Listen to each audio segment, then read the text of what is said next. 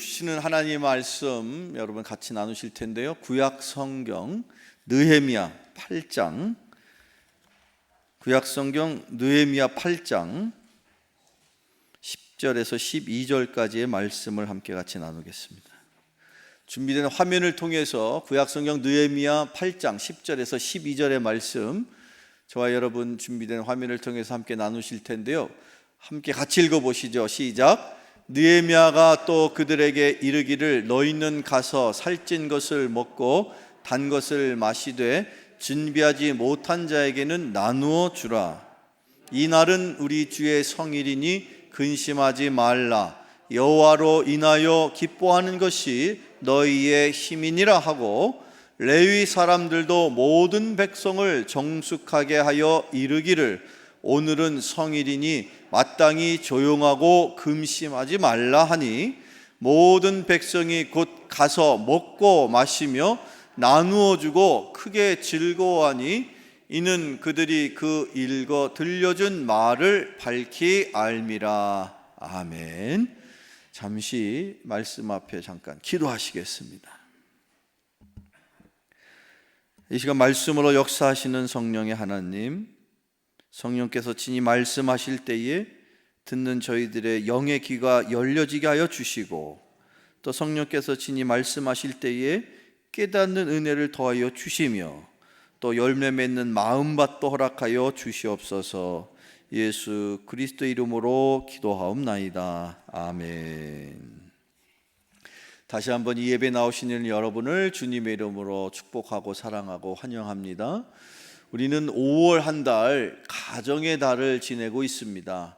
특히 이 가정의 달에 한 주 한 주 저는 여러분들 이렇게 강대상 앞에 있는 이 폰보드에 있는 이 글씨, 여러분 믿음의 가정을 만들자라는 큰 주제를 갖고 한 주 한 주 말씀을 나누는 중에 있습니다. 한번 여러분 스스로 선포하듯이 저를 따라서 이렇게 고백해 보실까요? 믿음의 가정을 만들자. 다시 한번 더 크게 믿음의 가정을 만들자. 여러분 꼭 그렇게 여러분의 가정을 믿음의 가정으로 만들어 나가시기를 축원합니다. 요즘 살고 있는 이 시대에 많은 가정의 문제들이 있습니다만, 오늘 주시는 이 말씀을 여러분 잘 마음으로 은혜로 받으셔서 이 말씀 가운데 하나님의 말씀의 은혜를 깨달으셔서 그 말씀을 통해서 말씀의 힘으로 살아가실 수 있다면, 여러분의 가정에 어떠한 문제도 전혀 문제되지 않는 축복의 가정, 은혜의 가정, 감사한 가정, 형통한 가정, 그런 가정이 될 줄로 믿습니다. 오늘 이 본문 느헤미야의 이야기를 우리가 한 절 한 절 나누기 앞서서 당시의 시대 상황을 우리가 짧게 살펴보면, 이스라엘 백성들이 결국에는 망하게 됩니다. 그래서 이스라엘 백성들이 나중에는 포로로 끌려가지 않습니까? 그리고 포로 생활을 대략 70년 동안을 합니다. 바벨론이라는 큰 제국이 이스라엘 백성들을 아주 이스라엘 땅을 초토화시키고 예루살렘의 성전을 다 허물고 성벽을 다 허물어서 그 이스라엘 백성들 중에서 정말 신앙이 좋고 믿음, 특별히 또 학식 여러 가지 면에서 이 지도자의 역할을 할 수 있는 사람들을 다 이렇게 포로로 잡아가지고 바벨론 강가에 집단 거주하도록 만듭니다. 그렇게 포로 생활을 몇 년을 하게 됐을까요? 70년을 하게 됩니다. 우리 이 이스라엘 백성들을 그렇게 포로로 잡아놓고 그렇게 사실 떵떵거리면서 제국을 오랫동안 유지할 줄 알았는데, 어찌된 영문인지 바벨론이라는 나라가 그만 불과 얼마 안 있다가 망합니다. 바벨론이라는 나라보다도 더 큰 나라가 그 후에 갑작스럽게 이렇게 크게 번창하게 되는데, 그 나라가 바로 성경에 나와 있는 바사라는 나라입니다. 교회사 혹은 세계사에서는 페르시아라는 이름을 여러분 들어보셨죠? 그 페르시아의 왕 바사의 황제였던 고레스에 의해서 70년가량 노예 생활, 포로로 잡혀 있었던 이 사람들을 이제 돌려보내는 일이 일어나게 됩니다. 참 살다 이런 일도 다 있나 싶은데 성경을 읽어보면 놀라운 그 하나님의 은혜가 그 속에 있는데, 그 이야기는 실은 느헤미야보다 그 앞에 있는 에스라라는 성경책 속에 있습니다. 그 내용을 한번 읽어보실까요? 에스라 1장 1절로 4절, 자, 화면을 함께 같이 보실 텐데요. 읽어보시겠습니다. 시작. 바사왕 여호와께서 예레미야의 입을 통하여 하신 말씀을 이루게 하시려고 바사왕 고레스의 마음을 감동시키심에 그가 온 나라에 공포도 하고 조소도 내려 이르되, 바사왕 고레스는 말하노니 하늘의 하나님 여호와께서 세상 모든 나라를 내게 주셨고 나에게 명령하사 유다 성전을 건축하라 하셨나니 이스라엘의 하나님은 참 신이시라. 너희 중에 그의 백성된 자는 다 유다 예루살렘으로 올라가서 이스라엘의 하나님 여호와의 성전을 건축하라. 그는 예루살렘에 계신 하나님이시라. 그 남아있는 백성이 어느 곳에 머물러 살든지 그곳 사람들이 마땅히 은과 금과 그 밖에 물건과 짐승으로 도와주고 예루살렘에 세울 하나님의 성전을 위하여 예물을 기쁘게 드릴지니라 하였더라. 아멘. 여러분, 놀라운 일입니다. 지금 예루살렘에 가서 성전을 지어라 하면서 그렇게 왕이 명령을 내리는데, 이 왕이 도대체 어느 나라의 왕이란 말입니까? 에? 예루살렘에 지금 성전이 무너졌는데 이걸 어떻게 하나 마음은 동동거리고 심란하기는 다들 심란한 가운데 있지만 어떻게 할 바를 모르고 있는 이스라엘 백성들에게 너희들 고향에 돌아가라, 그리고 예루살렘에서 성전을 짓되 너희들이 갖고 있는 은과 금 그런 모든 것들이 있다면 기쁜 마음으로 성전을 짓는데 헌신하여서 예루살렘의 성전을 빨리 줘. 지금 이게 누가 하는 얘기입니까? 바사의 왕 이름이 뭐예요? 고레스예요. 이런 도대체 말할 수 없는 놀라운 기적. 아니, 이방 나라를 다스리는, 그때 당시에 페르시아라는 큰 제국을 다스리는 황제였던, 자칭 자기 스스로도 세상의 모든 나라를 내가 다스릴 정도로 내가 막강한 그 국력을 행사하는 큰 제국의 왕인데, 내가 하나님이 나에게 이런저런 왕으로서의 역할을 나에게 주셨는데, 그런데 그는 이방 백성이잖아요. 그는 우상을 섬기는, 하나님을 섬길 줄 모르는 이방 사람이란 말이에요. 그런데 하나님께서 그의 마음에 감동을 주신 거예요. 그래서 이스라엘 백성들에게 칙령을 내려서 이제 더 이상 포로로 여기 머물지 말고 빨리 고향으로 돌아가라. 자, 이런 마음을 하나님이 고레스 왕에게 주셨다는 것도 놀라운데, 사실은 고레스가 지혜가 있었던 것 같아요. 가만히 보니까 하나님을, 여호와 하나님을 잘 섬기고 있는 이스라엘 백성들을 도와주고 협력하면 그 나라는 더 부강하고 잘 살게 되는데, 반대로 이스라엘을 짓밟고 어렵게 하고 고난을 주고, 그래서 포로로 잡아가고 심지어 노예로 삼고, 과거의 구약시대에 모세 때에 어떤 나라가 그랬습니까? 애굽이 그랬잖아요. 애굽이 이스라엘 백성들을 무려 400년 동안이란 그 긴 시간 동안에 노예살이를 하게 했더니 결국 하나님이 모세를 통해서 이집트를, 애굽을 어떻게 했습니까? 망하게 하셨단 말이에요. 그러고 나서 한참이 지난 다음에 또 바벨론이라는 제국이 이스라엘 사람들을 포로로 잡아갔어요. 그랬더니 결국 하나님이 더 큰 제국인 페르시아를 동원해서 바벨론을 망하게 하셨단 말이에요. 이런 모습을 보았던 고레스는, 아하, 이스라엘 사람들을, 이스라엘 백성들을 포로로 잡아놓고서는 별로 큰 소득이 없겠다, 이제 그런 생각을 하게 됐겠죠. 그래서 그랬을까요? 어쨌든 하나님께서 그의 마음에 감동을 주셔서 포로 생활 중에 있는 이스라엘 백성들을 고향으로 돌려보냅니다. 그런데 고향으로 돌아갈 때 세 차례에 걸쳐서 이스라엘 백성을 이끌었던 사람이 있는데, 첫 번째 사람이 왕족 출신이었던 스룹바벨이라는 사람이고, 그 스룹바벨을 통해서 첫 번째 고향으로 귀환하는 일이 일어나고, 그 스룹바벨을 통해서 무너졌던 예루살렘 성전이 복원이 됩니다. 그래서 그 예루살렘 성전을 중심으로 흩어져 있었던 이스라엘 백성들이 조금씩 모여들기는 했습니다만, 사실은 그렇게 고향으로 돌아가면 모든 것이 잘 되었어야 되는데 생각보다는 살기가 더 팍팍하고 힘들었다는 것이죠. 그 예루살렘 성전만 무너진 것이 아니었어요. 그러다 보니까 그 주변에 있는 많은 이방 백성들이 또 여전히 예루살렘 중심으로 주변에 살고 있는 이스라엘 백성들에게 계속해서 약탈과 전쟁을 통해서 힘들어지고 어려워지는 일이 여전히 일어나게 됩니다. 자, 그 와중에 이제 두 번째 이스라엘 백성을 이끌고 귀환하는 인물이 또 한 사람 등장하게 되는데, 그의 신분은 학사, 말씀을 가르치는 사람이었고, 흔히 제사장으로 우리가 알고 있는 에스라입니다. 일종의 영적인 지도자죠. 그 학사 에스라가 또 두 번째 이스라엘 백성들과 함께 귀환을 합니다. 그래서 거기 머물러 있는 동안에, 성전을 주변으로 이스라엘 백성들이 살고 있는 동안에 계속 말씀을 가르치는 거예요.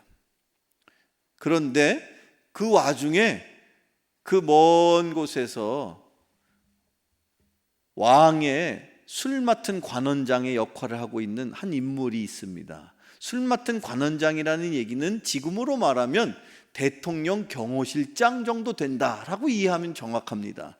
그가 누굽니까? 느헤미야죠. 느헤미야가 그냥 편안하게 살 수 있었는데, 고국에서부터 고국에 있는 이스라엘 민족, 그들의 동포들이 힘들고 어렵게 살고 있다는 소식을 들으면서 마음이 괴로운 거예요.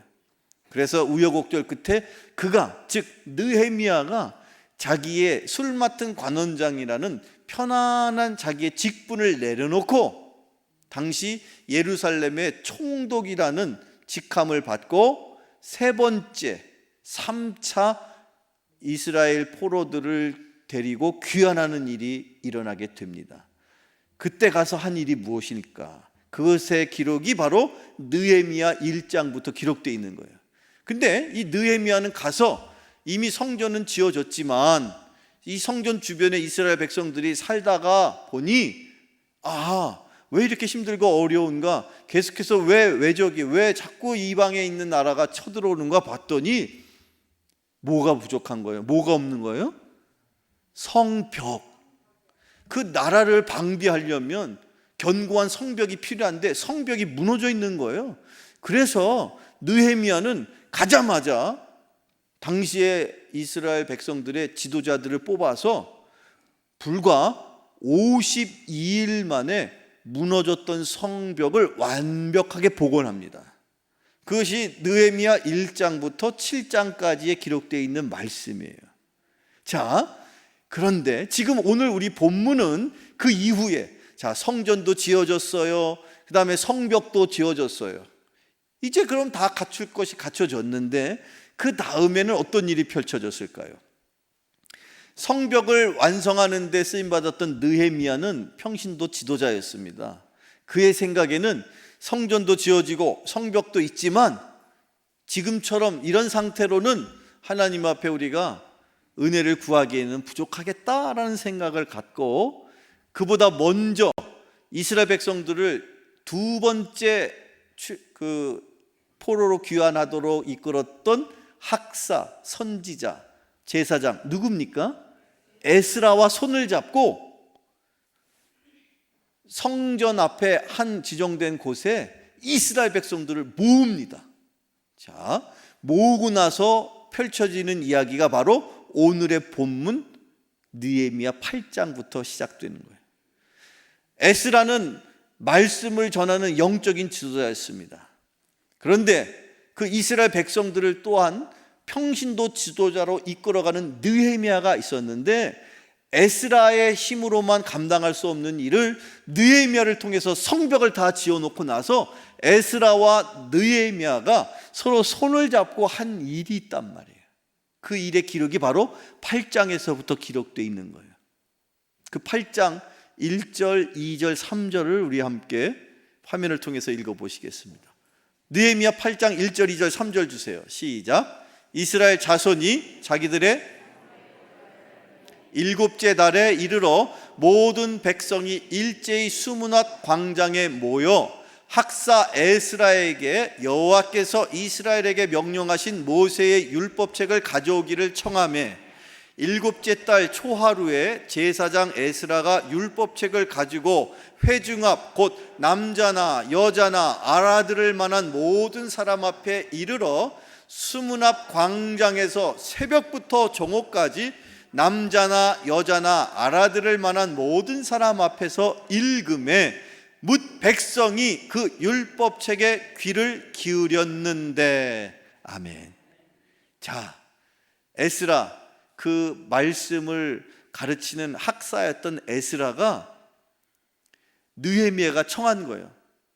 학사, 그 제사장의 역할을 하는 에스라에게, 에스라 선생님, 제가 이스라엘 백성들을 모으겠습니다. 그러니 우리 하나님이 우리에게 주신 그 모세의 말씀, 흔히 우리가 알고 있는 모세오경, 뭡니까? 창세기, 출애굽기, 레위기, 민수기, 신명기, 모세가 우리에게 전해준 그 하나님의 말씀을 이 많은 백성들 앞에서 낭독해 주십시오. 이 말씀을 잘 가르쳐 주십시오. 제가 일단 모으겠습니다. 그러고선 모임을 시작을 했다는 거예요. 그때 뿔뿔이 흩어져 있었던 이스라엘 백성들이, 이 성전, 성벽 주변에 있었던 이스라엘 백성들이 모여서 그 말씀 앞에 모임을 이제 시작하는데, 그때 이스라엘 백성들이 말씀 앞에 어떤 마음과 심정으로 모였을까? 그때 당시의 상황을 조금 전에 읽었던 느헤미야 8장 3절에 보면 그 마지막에 말미에 뭐라고 표현되어 있느냐면, 3절 다시 한번 화면 보여주세요. 뭐라고 표현되어 있느냐? 수문 앞 광장에서 새벽부터 정오까지 남자와 여자 알아들 만한 모든 사람 앞에서 말씀을 읽어요. 그랬을 때 그들이, 모든 백성들이 그 율법책, 여기 지금 에스라 선지자가, 학사 에스라가 말씀을 선포하는데 그 앞에, 광장 앞에 많이 모여있는 이스라엘 백성들이 다른 때 같지 않게 어떻게 지금 있습니까? 귀를 기울였대요. 여러분, 지금 이 시간 말씀을 전하는 중에 여러분의 영의 귀가 열려지기를 축원합니다. 그냥 단순히 귀를 기울였다라는 이 표현은요, 그들의 마음을 표현하는 거예요. 그들의 마음의 자세가 말씀을 귀담아 듣고자, 말씀을 사모해서. 왜 그랬을까요? 그들에게는요, 그들의 삶의 형편을 돌아보면 도저히 어디서 희망을 찾을 수가 없는 거예요. 그냥 포로 생활을 마치고 고향으로 돌아가면 그들의 삶이 자연스럽게 모든 게 다 온전해지고 회복되고 다 좋아질 줄로 생각했다는 것이죠. 근데 현실은 어땠습니까? 그렇지 않았던 거예요. 그러다 보니 이들의 마음이 얼마나 은혜가 갈급하고 피폐하고 얼마나 영적으로 힘들었겠습니까? 그러니까 에스라 선지자가 그들 앞에서 말씀을 낭독하고 말씀을 전하는 중에 그들이 말씀을 사모했길래 성경은 그것을 한마디로 표현하기를, 말씀 앞에, 율법 앞에 귀를 어떻게 했다고요? 그렇게 말씀을 여러분 귀 기울여 들으실 수 있는 여러분 되길 축원합니다. 이렇게 말씀 앞에 귀 기울였던 적이 과연 언제 있었을까라는 생각이 들 정도로 이스라엘 백성들은요, 놀란 모습으로 변화되고 있어요. 말씀 앞에 인생은 바뀔 줄로 압니다. 사람의 힘으로 사람이 바뀌지를 못합니다. 그런데 하나님의 말씀을 귀담아 듣게 되면 놀라운 변화가 일어납니다. 어떤 변화가 일어났을까요? 그 변화의 한 대목 한 대목을 우리가 오늘 본문으로 삼은 느헤미야 8장 10절, 11절, 12절에서 하나씩 살펴보는 거예요. 말씀을 듣게 되면 첫째, 어떤 변화가 일어나느냐? 오늘의 본문 10절을 화면을 통해서 다시 한번 읽어보실까요? 시작. 너희는 가서 살찐 것을 먹고 단 것을 마시되 준비하지 못한 자에게는 나누어 주라. 이날은 우리 주의 성일이니 근심하지 말라. 여호와로 인하여 기뻐하는 것이 너희의 힘이니라 하고. 아멘. 말씀을 들어보니까 내 인생의 힘이, 나의 인생의 기쁨의 근원이 무엇인지를 그들이 깨달았다는 거예요. 여러분, 기쁜 인생, 축복의 인생, 행복한 인생 살기를 원하십니까? 먼저 하나님 앞에 여러분의 귀가 열려져서 하나님의 말씀을 귀담아 들으시고 사모하시고 그 말씀을 통하여 하나님이 내 인생의 참된 힘의 근원이구나, 참된 내 인생의 기쁨이 하나님께로부터 오는 것이구나를 깨닫는 여러분 되기를 축원합니다. 그것이 말씀 앞에 변화된 이스라엘 백성들의 첫 번째 모습이었다는 거예요. 그러고 나서 그 다음에 계속 읽어보면 11절을 통해서 두 번째 그들의 변화된 모습이 거기에 이렇게 기록되어 있는데 11절 읽어볼게요. 11절 시작. 내 사람도 모든 백성을 정숙하게 하여 이르기를 오늘 성일이니 마땅히 조용하고 근심하지 말라 하니. 아멘. 말씀을 듣는 중에요, 그들이 근심하고 걱정하던 나 뭘 먹고 살아야 되지? 이 예배 끝나고 나 집에 가면 도대체 나는 앞으로 한 주간 또 어떻게 살아야 되지? 그런 생각들을 말씀을 듣는 중에 하나님께서 그 근심을 바꾸어서 희망이 되게 하시고, 걱정을 바꾸어서 기쁨이 되게 하시고, 슬픔을 바꾸어서 행복이 되게 하시고, 실망이 바뀌어서 희망이 되게 하시고, 절망이 바뀌어서 꿈이 되게 하시고, 말씀을 귀담아 듣는 중에 그들의 마음을 하나님께서 말씀으로 찾아가 주셔서 말씀을 통하여 그들의 마음에 근심이 바뀌어지게 되었더라. 여러분 마음속에 어떤 근심이 있습니까? 여러분의 인생을, 여러분의 가정을 되돌아보며 내 가정, 나의 인생 무슨 소망이 있지? 어떻게 살아야 되지? 절망하고 계십니까? 슬퍼하십니까? 낙심하십니까? 두려워하십니까? 말씀을 귀담아 듣게 되면, 말씀을 통해서 내 심령이 변화되게 되면 하나님의 말씀이 나의 힘이구나, 그걸 내가 깨닫게 되면 내 표정이 바뀌어지는 거예요. 걱정하던 표정이 싹,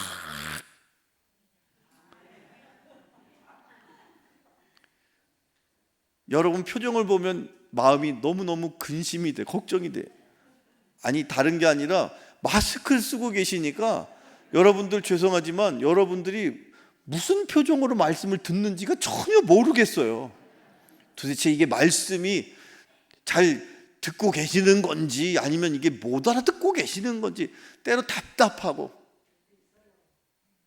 그런 근심이 있지만, 근심을 내려놓고 하나님께서, 성령께서 그 말씀을 깨닫게 하시는 줄로 믿습니다.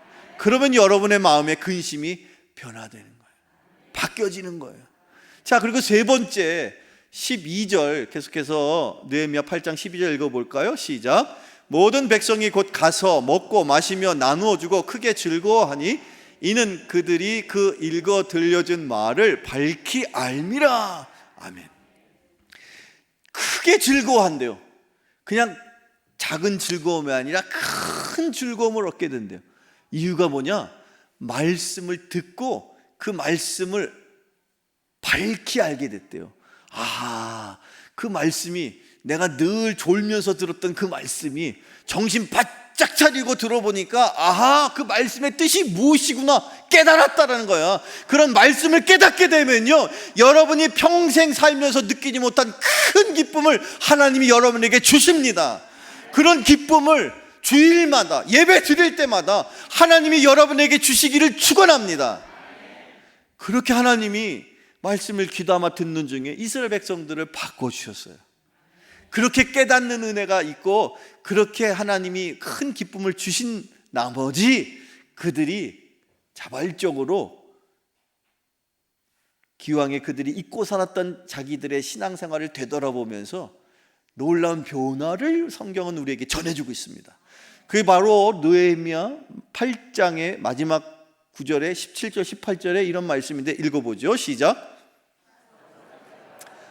회중이 다 초막을 짓고 그 안에서 거하니 눈의 아들 여호수아 때로부터 그날까지 이스라엘 자손이 이같이 행한 일이 없었으므로 이에 크게 기뻐하며 에스라는 첫날부터 끝날까지 날마다 하나님의 율법책을 낭독하고 우리가 이래 동안 절기를 지키고 여덟째 날에 규례를 따라 성회를 열었느니라. 아멘.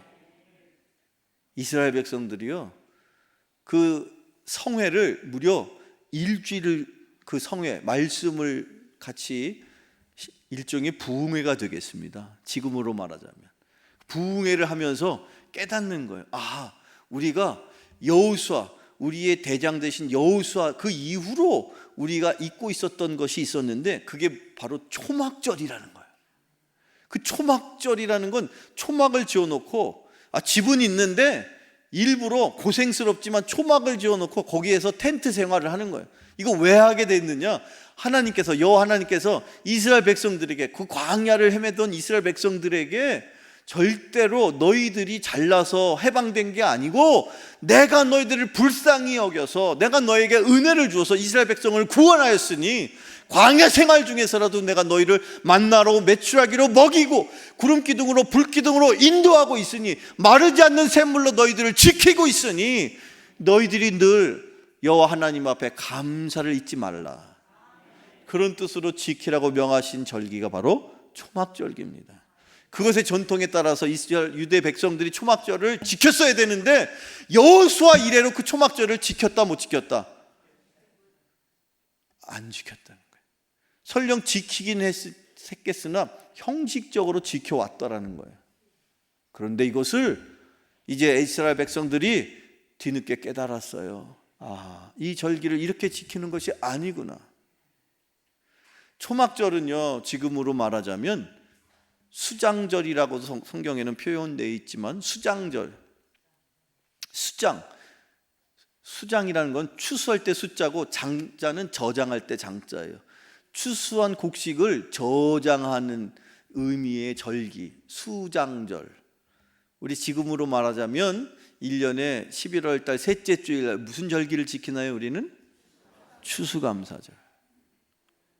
저는 이 말씀을 준비하면서 여러분들에게 도전합니다.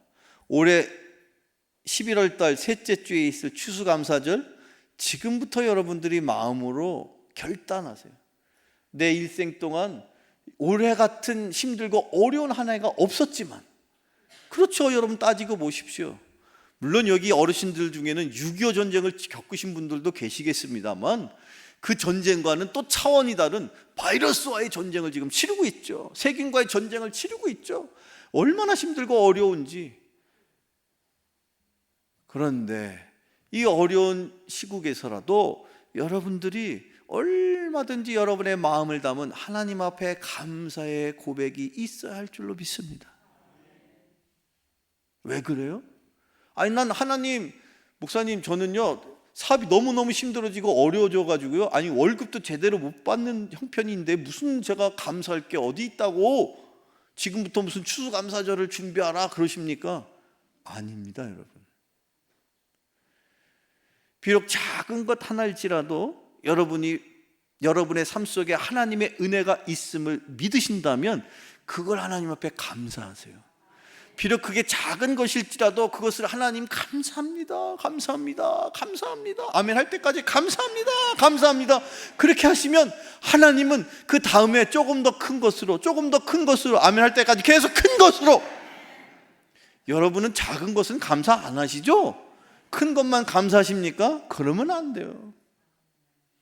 비록 작은 것일지라도 세상 사람들은 야, 그거 뭐 사소하게 그것 가지고 감사하냐? 아닙니다, 여러분. 그럼에도 불구하고 하나님 앞에 우리가 감사할 것을 찾고 또 찾아서 하나님 이것도 감사하고요, 저것도 감사하고요. 그래서 내가 일생 지내온 추수감사절의 그 어느 하나보다도 하나님 앞에 더 감사를 크게 고백할 수 있다면 하나님께서 여러분을 축복하실 것을 믿습니다. 오늘 우리 이 느헤미야 말씀을 통해서 하나님 앞에 온전히 성전을 제대로 재건하고 또 느헤미야를 통해서 예루살렘 성벽도 재건해 주신 하나님 앞에 우리의 무너져 있는 우리의 신앙이 재건되고, 우리의 무너져 있는 믿음이 회복되고, 우리의 무너져가는 나의 인생과 나의 가정이 온전히 회복될 수 있기를 주님이 원하신다면, 나부터 먼저 말씀을 귀담아 듣고 말씀으로 내 영의 귀가 열려져서 말씀으로 내가 먼저 변화된다면, 나를 통해 변화될 것 같지 않은 나의 가정과 나의 인생이 바뀌어지게 됨을 믿으시고 주님 앞에 늘 감사로 고백하며 살아갈 수 있는 저와 여러분 되기를 주님의 이름으로 축원합니다. 기도하겠습니다.